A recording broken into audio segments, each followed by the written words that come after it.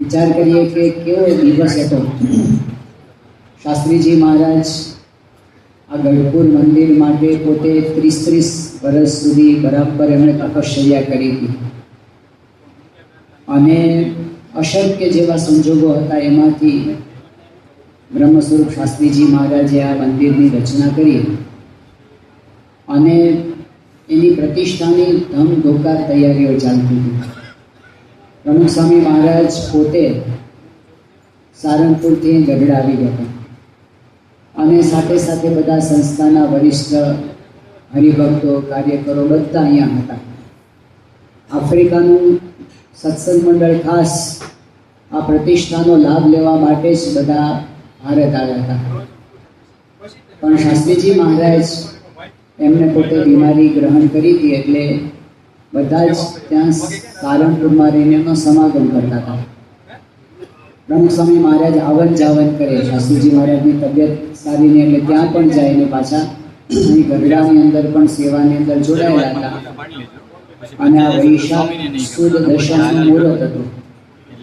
હવે પહેલી બાજુ પ્રમુખ સ્વામી મહારાજે પોતે આ પ્રસંગનું વિસ્તારથી વર્ણન કરેલું છે કે એ જ્યારે ત્યાં સ્વામીને શાસ્ત્રીજી મહારાજને મળવા માટે ગયા એના 2 દિવસ પહેલા શાસ્ત્રીજી મહારાજ અહીં પધાર્યા અને બધી પ્રતિષ્ઠાની તૈયારી જોઈ। આપણે જે અત્યારે મધ્યખંડની અંદર મૂર્તિના દર્શન કરીએ છીએ, આ સકલ સ્વામિનારાયણ સંપ્રદાયમાં સૌથી ભવ્ય એવી અક્ષર પુરુષોત્તમ મહારાજની મૂર્તિ આ મંદિરના મધ્યખંડમાં વિરાજે છે। તો શાસ્ત્રીજી મહારાજ રાજી થયા, મૂર્તિની અભિષેક કર્યો, પૂજન કર્યું, આરતી કરી। આવું બધું હોય નહીં, આ વિધિ તો પ્રતિષ્ઠા પછીનો વિધિ છે ને, પણ આરતી કરી અને બધી વિધિ કરી અને એક માર્મિક વચન બોલ્યા કે મેં મારો વિધિ કરી લીધો, હવે જોગી મહારાજ આરતી ઉતારશે। હવે આ વાત કોઈને એ વખતે સમજાતી નહોતી, કોઈના મનમાં નહોતું આવું કે શાસ્ત્રીજી મહારાજને આટલો બધો ઉત્સાહ છે એટલે પ્રતિષ્ઠા તો એમની હાજરીમાં જ થશે, એવું જ બધાના મનની અંદર હતું। અને શાસ્ત્રીજી મહારાજ અહીંથી પછી પાછા ગયા અને પછી એમને જરા ઘેરી બીમારી ધારણ કરી। પ્રમુખ સ્વામી મહારાજ વર્ણન કરે છે કે સારંગપુર ગયા હતા અને એમણે બધું રિપોર્ટિંગ કર્યું અને પછી એ વખતે આપણા માણીભાઈ હતા, પૂજ્ય પરમ પૂજ્ય મહાન સ્વામી મહારાજના પૂર્વાશ્રમના પિતાશ્રી, એ પોતે નાડી જોતા હતા એટલે એમને જરા ખબર પડે બધી મેડિકલી, એટલે એમણે શાસ્ત્રીજી મહારાજની નાડી જોઈ અને કીધું કે અત્યારે આ એક દંડો શ્વાસ કહેવાય, એટલે અત્યારે જોખમ વાળું તો કહેવાય સ્વામીની તબિયત। તો પ્રમુખ સ્વામી મહારાજે આ વાત જાણી એટલે એમને એવું હતું કે હવે સ્વામીને મૂકીને જવું નથી, એમને ત્યાં એવું હતું કે આપણે સારંગપુર રોકાઈ જઈએ। પણ શાસ્ત્રીજી મહારાજે કીધું કે તમે જાઓ, તમે ચિંતા ના કરશો, તમે ઉત્સવની સેવાનું બધું ધ્યાન રાખો। એટલે એમની ઈચ્છા નહોતી છતાં કમ અને પ્રમુખ સ્વામી મહારાજ અહીં આવ્યા, મોટા બાપુ પણ ભેગા હતા અને બધા અહીંયા હતા અને બીજે દિવસે સવારે જ શાસ્ત્રીજી મહારાજે રંગમંડપની અંદર પોતે આસન કર્યું અને સ્વતંત્ર થતા પોતે દેહનો ત્યાગ કરી દીધો। વૈશાખ સુદ ચોથના દિવસે, પ્રતિષ્ઠા દશમના દિવસે હતી અને એના 6 દિવસ પહેલા શાસ્ત્રીજી મહારાજે પોતે દેહ લીધા, સંકેલી લીધા। અને આ બાજુ હવે એ વખતે એવી કોઈ સુવિધા નહીં, ફોનની કે એવી તાત્કાલિક થાય, એટલે તે વખતે આપણા મંદિરની અંદર જે ખટારો ચલાવતા હતા ડ્રાઈવર હરિભક્ત, એ પોતે મારુતિ ગાડી અહીંયા આવ્યા અને ઓફિસમાં મિટિંગમાં બધા બેઠા હતા, પ્રમુખ સ્વામી મહારાજ બધા હરિભક્તો, અને ત્યાં એકદમ આવે અને પછી એ રડી પડે। એટલે શું થયું બધાએ કીધું તો એટલું બોલે કે સ્વામી ગયા, એટલે બધાને એકદમ ધ્રાસકો પડ્યો અને કંઈ પણ કોઈ વિચારી જ ન શકે શું કરવું એમ।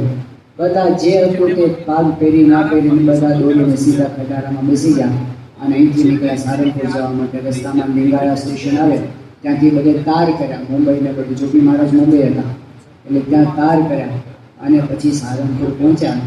થોડા જ સમયમાં તો આખા સત્સંગમાં સમાચાર પહોંચી ગયા અને બધા જ હરિભક્તો ત્યાં ઉમટી પડ્યા. નંદાજી સાહેબ પણ આવી ગયા, ગરડાના આગેવાન મોહનલાલ મોતીચંદ શેઠ એ બધા આવી ગયા. અને તે વખતે આમ જુઓ તો બહુ જ આઘાતજનક શાસ્ત્રીજી મહારાજ આખા સંપ્રદાયની અંદર એમનું વ્યક્તિત્વ એવું છવાઈ ગયું હતું, જેવું સ્વામિનારાયણ ભગવાનનું વ્યક્તિત્વ છવાઈ ગયું હતું એવું શાસ્ત્રીજી મહારાજનું વ્યક્તિત્વ છવાઈ ગયું. જેવી સ્વામિનારાયણ ભગવાન સમાધિ કરાવતા એવી શાસ્ત્રીજી મહારાજના વખતમાં આખું સમાધિ પ્રકરણ ચાલ્યું. હજારોની હાજરીમાં સમાધિઓ થાય, મોટા મોટા શહેરોની અંદર છાપાની હેડલાઇન બને અને મોટા મોટા ઉદ્યોગપતિઓ, મોટા મોટા લેખકો, ડોક્ટરો, સમાજ સેવકો એ બધા એની કસોટી થાય કે સમાધિ સાચી છે કે ખોટી એની, અને એમાં બધાને પ્રતીતિ થાય કે ના આ તો સાક્ષાત અક્ષરધામની સમાધિ છે. આવું એક બધું સમાધિ પ્રકરણ શાસ્ત્રીજી મહારાજનું 5 ભવ્ય મંદિરોનું નિર્માણ, એટલે એવો એનો અલૌકિક પ્રતાપ છવાયેલો હતો. અને એ શાસ્ત્રીજી મહારાજ એકદમ આમ પીડાઈ લઈને તો કોઈની કલ્પના હતી નહીં. તો તે વખતે બધાને આઘાત પણ ઘણો હતો. શાસ્ત્રીજી મહારાજનો અગ્નિ સંસ્કાર વિધિ કર્યો અને ત્યાર પછી અત્યારે સારંગપુરમાં જે રંગમંડપ છે એની બાજુની અંદર જે ઓફિસ હતી ત્યાં બધા ભેગા થયા. મુખ્ય સંતો હતા, ટ્રસ્ટીઓ હતા, મુખ્ય હરિભક્તો હતા, ગરડાના મોહનલાલ શેઠ પણ હતા. અને પછી ચર્ચા થઈ કે હવે શાસ્ત્રીજી મહારાજ અંતર્ધાન થયા, પણ હવે ગરડાની પ્રતિષ્ઠાનું શું કરવું? હવે તો કરાય નહીં, એટલા દિવસોમાં થોડી પ્રતિષ્ઠા કરે, 5 દિવસની અંદર જ. એટલે એ બધી ચર્ચા ચાલતી, શું કરવું શું ન કરવું. હવે યોગીજી મહારાજ એમનું તો અત્યંત સાધુતા, નમ્રતા, દાસભાવ, એમની હાજરી જ કોઈની નજરમાં ના આવે એવું યોગી બાપાનું વ્યક્તિત્વ. ના બધા ચર્ચાઓ બધા મોટા મોટા કરતા હતા, પણ તે વખતે બધાને કંઈ ઉકેલ જ ન સૂચ્યો. અને યોગીજી મહારાજ એ વખતે એકદમ જે રીતે એમના હૃદયમાંથી ઉદ્ગારો નીકળ્યા અને બધાએ સાંભળ્યા ને, બધાના હૃદયની આરપાર એ શબ્દો નીકળી ગયા. યોગીજી મહારાજ ખાલી એટલું જ બોલ્યા કે શાસ્ત્રીજી મહારાજ ક્યાં ગયા છે? શાસ્ત્રીજી મહારાજ ગયા જ નથી અને આપણે પ્રતિષ્ઠા કરવાની છે. બસ આટલું બોલ્યા ને એમાં બધાને પ્રાણ આવી ગયો એકદમ. અને બધાના આશ્ચર્યની વચ્ચે શાસ્ત્રીજી મહારાજ ગયા જ નથી એવો અનુભવ બધાને થાય એવું આખું વાતાવરણ થઈ ગયું. ચોથના દિવસે શાસ્ત્રી મહારાજ ધામમાં પધાર્યા છે અને દસમના દિવસે ગઢડાની અંદર આ ભવ્ય મંદિરની પ્રતિષ્ઠા થઈ. અને મહારાજનો આટલો પોતાનો સંકલ્પ મહારાજના કે ટેકરા ઉપર મંદિર થાય, મધ્યખંડમાં પોતે પોતાના ઉત્તમ ભક્ત સાથે વિરાજમાન થાય, એ સ્વામિનારાયણ ભગવાનનો સંકલ્પ પૂરો થયો. શાસ્ત્રીજી મહારાજની વર્ષોની તપશ્ચર્યા છે તે ફળી અને બધાને અનુભવ થયો કે ભગવાનનું કામ ભગવાન પોતે જ કરે છે અને એ ભગવાન ક્યારે પૃથ્વી પરથી જતા નથી.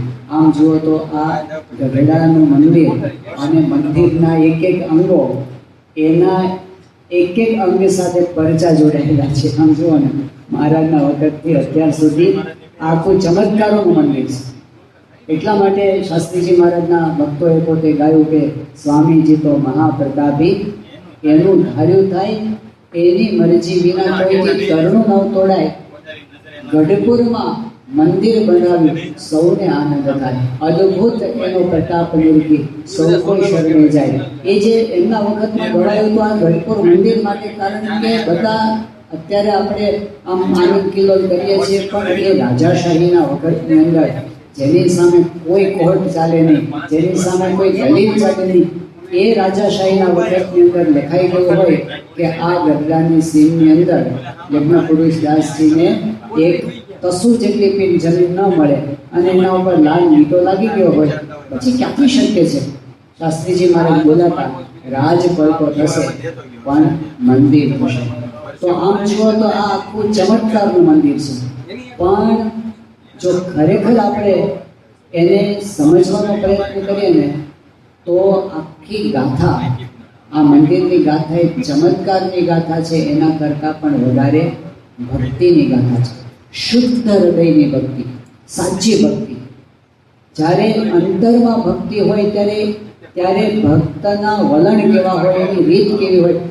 કોઈ ખાલી ગઢડા મંદિરનો કેસ સ્ટડી કરે ને તો ભક્તિને સમજવા માટે જેટલા પણ શાસ્ત્રો હશે ને એ બધાનો સાર આમાં આવી જાય. એવું આ ગઢપુર મંદિરના નિર્માણની ગાથા છે.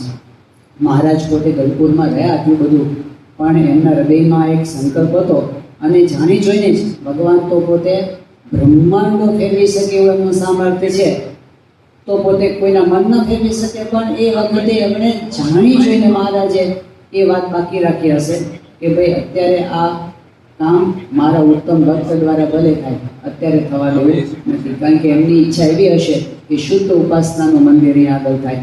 એટલે એમણે એ વખતે વાત જરા ડીલે થવા દીધી.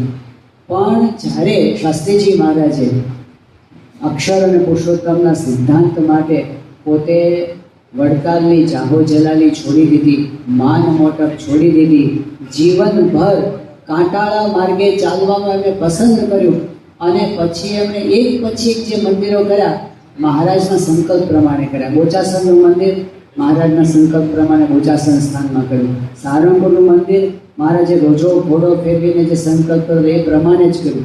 એવી જ રીતે આ ગઢડાની અંદર પણ શાસ્ત્રીજી મહારાજના મનમાં હતું, જ્યારે ગેલા નદીના તટ પર આવે અને સ્વામી કહે કે મને આ 3 શિખરનું મંદિર દેખાય છે.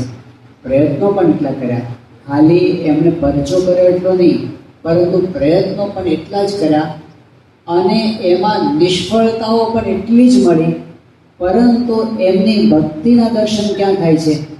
એમણે પોતે કોઈના પ્રત્યે દ્વેષ ભાવ રાખ્યો નહીં, વિરોધ કરનારાનો પણ અવગુણ લીધો નહીં, પોતાની ભક્તિ માનીને એમણે પરિશ્રમ ચાલુ જ રાખ્યો અને છેલ્લે જ્યારે ગઢડાની મંદિરની જમીન મળી અને મળ્યા પછી જ્યારે ખાત વિધિ કરવાનો થયો ત્યારે એમણે કેવું અલૌકિક ચરિત્ર કર્યું કે જેમણે પોતાના હાથે આ સહી કરી હતી ને કે આ જમીન ન મળે, કૃષ્ણકુમાર સિંહજી એમના હાથે ખાત મુહૂર્ત કરાવ્યું.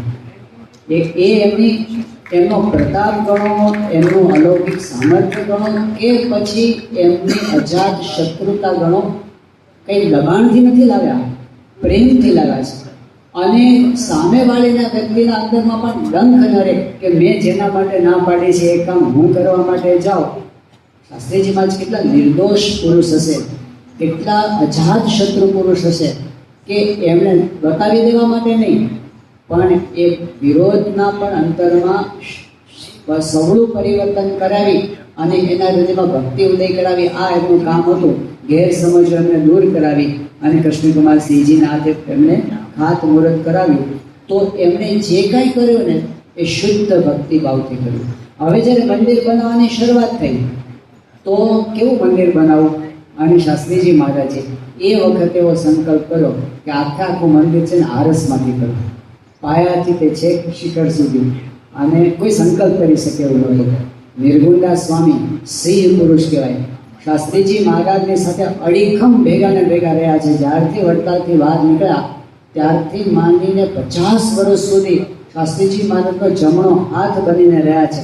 શાસ્ત્રીજી મહારાજનો જબરજસ્ત પક્ષ રાખ્યો છે. નિર્ગુણદાસ સ્વામી કે મને આખા બ્રહ્માંડમાં કોઈને બીક ન લાગે, આ એક પુરુષને બીક લાગે છે. શાસ્ત્રીજી મહારાજથી એટલો બધો એમને રિસ્પેક્ટ અને એવો ગુરુભાવ હતો. તો શાસ્ત્રીજી મહારાજના પડખે રહી અને એમને આટલું મોટું કામ કર્યું. શાસ્ત્રી મહારાજ કે આ સત્સંગના વિકાસમાં 14 આની ફાળો એ નિર્ગુણદાસ સ્વામીનો કહેવાય. એવા નિર્ગુણદાસ સ્વામી પણ જ્યારે ગઢડા મંદિર જ્યારે શાસ્ત્રીજી મહારાજે આરસનું કરવાનો સંકલ્પ કર્યો ત્યારે નિર્ગુણદાસ સ્વામી પણ હલી ગયા. અને એ વખતે નિર્ગુણદાસ સ્વામીએ એક પત્ર લખેલો છે શાસ્ત્રીજી મહારાજને. લિખિતન શાસ્ત્રી યજ્ઞપુરુષ દાસજી ગ્રંથની અંદર એક પત્ર છપાયેલો છે. આ પર્સનલ વાતો છે. નિર્ગુણદાસ સ્વામી અને શાસ્ત્રીજી મહારાજની અંદરનો પર્સનલ પત્ર વ્યવહાર છે. પણ શું લખે છે એની અંદર નિર્ગુણદાસ સ્વામી કે સ્વામી તમે આ ઉંમરે હવે જે ગઢડાના મંદિરનું કામ આદર્યું છે, હજી તો સારંગપુર મંદિર છે કે ગોંડલ છે કે બોચાસન છે, બધાના કામ ઘણા બધા બાકી છે. પ્રતિષ્ઠા થઈ ગઈ હોય પણ અંદર કામ ચાલુ હોય, બાકી હોય. હવે આ બધા અધૂરા કામ છે અને એની અંદર તમે ગઢડાનું મંદિર આદરો છો અને એમાં પણ આરસનું મંદિર શરૂ કરો છો. આ વાત મારા મગજમાં બેસતી નથી. અને પછી પાછા પોતે એમ પણ લખે છે કે આપ તો મહાસમર્થ છો, અમારા જેવાની આપને કંઈ જરૂર નથી. કાન ખજૂરાનો એક પગ તૂટે તોય તમને શું ફેર પડે છે? પણ છતાંય મને વિચાર આવે છે કે કેવી રીતે થશે. અત્યારે પરિસ્થિતિ, આર્થિક પરિસ્થિતિ જોતા આ કેવી રીતે આ થશે એવો વિચાર આવે છે. ફરી પાછા પોતે લખે કે ના ના એવું નથી, મને એમ થાય છે કે તમારા જેવા પુરુષ એ તો પોતે ધાર્યું હોય કરે, અને જો અમારા લીધે તમારા ઉત્સાહને અમે મોળપ લાવીએ કે તમારા ઉત્સાહમાં અમે આડા પડીએ તો અમારી ગુરુ ભક્તિમાં ધૂળ પડી કહેવાય. એક બાજુ એમ વાત કરે, પણ છતાં એમ કહે છે કે પણ કેવી રીતે થશે. એમની જે મૂંઝવણ છે ને, એક બાજુ મૂંઝવણ, બીજી બાજુ ગુરુ ભક્તિ, ત્રીજી બાજુ શાસ્ત્રીજી મહારાજના પ્રતાપનું જ્ઞાન, ચોથી બાજુ પરિસ્થિતિ દેખાતી હોય. જે ચંપકલાલ બેંકરે પોતે પત્રની અંદર લખેલું છે નિર્મુંડા સ્વામીને આ જ સમયગાળાની અંદર કે 12 આના સિલકમાં હોય, 12 આના સિલકમાં હોય ત્યારે 200 રૂપિયાનું દેવું હોય અને 1200 રૂપિયાના કામ શરૂ કર્યા હોય. આવી પરિસ્થિતિ હું છેલ્લા 8 વર્ષથી જોતો આવું છું. આવું ચંપકલાલ બેંકર પોતે અમદાવાદના આગેવાન હરિભક્ત હતા. પહેલાં તો પોતે અન્ય સંપ્રદાયમાં માનતા હતા પરોક્ષમાં, પણ પછી નિષ્ઠાવાન ભક્તરાજ બન્યા હતા અને શાસ્ત્રીજી મહારાજના એકદમ પોતે વિશ્વાસુ હરિભક્ત અને અમદાવાદનું બધું વ્યવહારે સંભાળતા.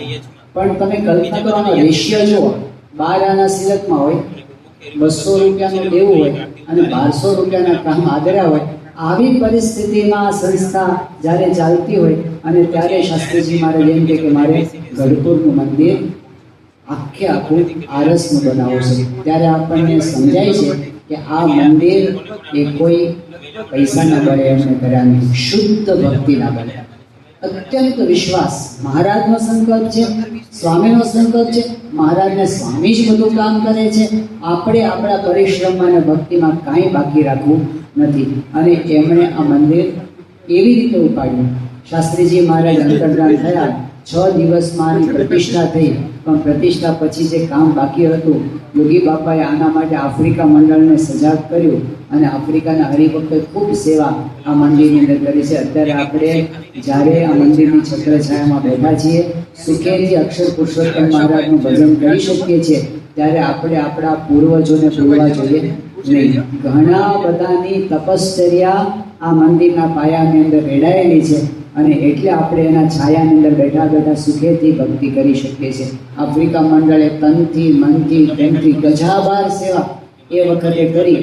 મંદિર તો 1951માં થયું, કળશ 1961માં છેક ચડ્યા. 10 વર્ષ પછી આ મંદિરના કળશ ચડ્યા અને યોગી બાપાને ઉમંગો હતો કે કળશ ચડે એ વખતે આપણે 51 યુવાનોને દીક્ષા આપી છે.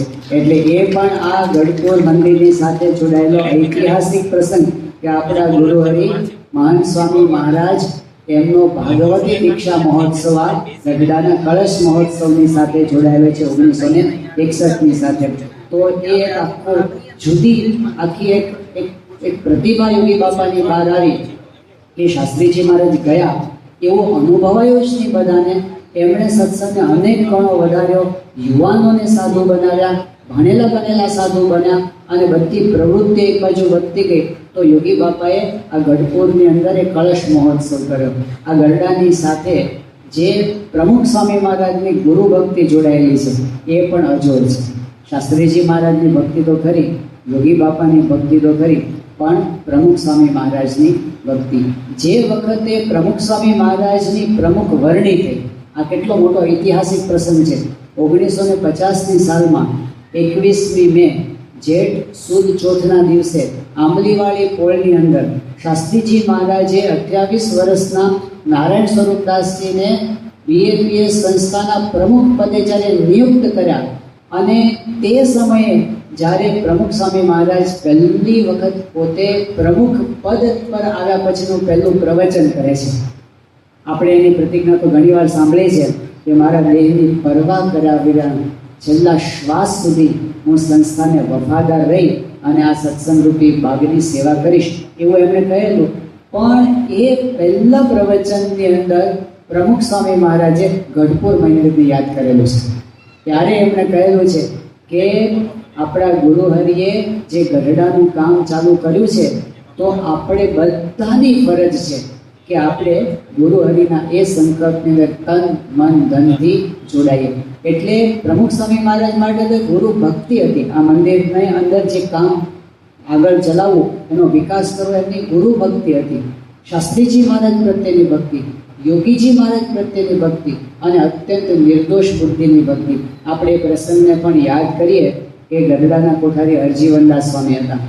આમ શાસ્ત્રીજી મહારાજના જે પાયામાં પુરાયેલા સંતો કહેવાય એમાંના એક કોઠારી હરજીવનદાસ સ્વામી. બહુ સેવાઓ, બહુ સમર્પણ, બહુ ભક્તિ, અને એ બધા હોમાઈ ગયા હતા સંસ્થા માટે, એવા એ સંતો. પણ હવે ગઢડા મંદિરના કોઠારી હતા, યોગી બાપાના વખતની વાત, ને એમને મનમાં એક થોડુંક ખચકાટ કે પૂજા કરે એમને કે આ ગઢડાની અંદર પણ આ બધા કામકાજ ચાલે છે, અને યોગીજી મહારાજ એ એવું ચરિત્ર કરે છે કે પોતે જે જ્યાં વિચરણ કરે અને જે કંઈ સેવા આવે બધી ગોંડલ મોકલી દે છે. તો પછી બીજા મંદિરનું ધ્યાન નહીં રાખવાનું, આ ગઢડાનું ધ્યાન નહીં રાખવાનું, આવું બધું હરજીવનદાસના મનમાં રહેતું હતું. એટલે પ્રમુખ સ્વામી મહારાજ તો સંસ્થાના પ્રમુખ કહેવાય, એ આગળ આવ્યા હતા. હરજીવનદાસને એમની સાથે ઘણું હેત.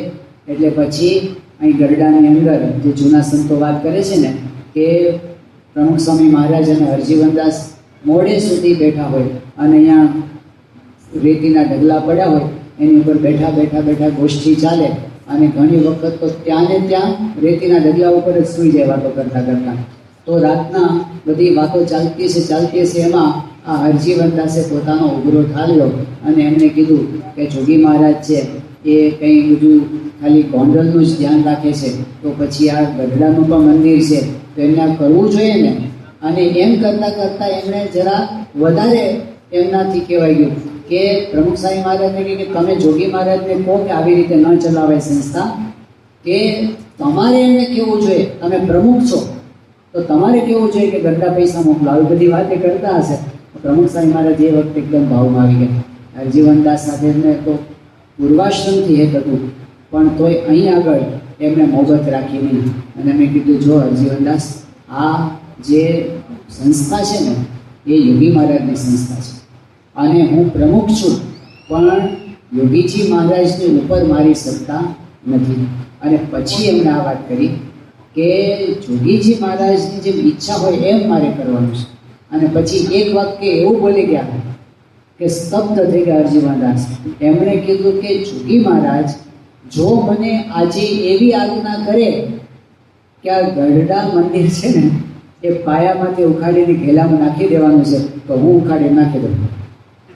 હવે આમ તો મહારાજનું મંદિર, શાસ્ત્રીજી મહારાજનું આજ્ઞાનું મંદિર, પ્રમુખ સ્વામી મહારાજે જ એના માટે પ્રાણ રેડ્યા છે એવું મંદિર, પણ કેટલી સિદ્ધાંતની સ્પષ્ટતા કે આ બધું શાસ્ત્રીજી મહારાજ અને યોગી બાપા જુદા છે જ નહીં, આ બધું એમના સંકલ્પે જ થાય છે.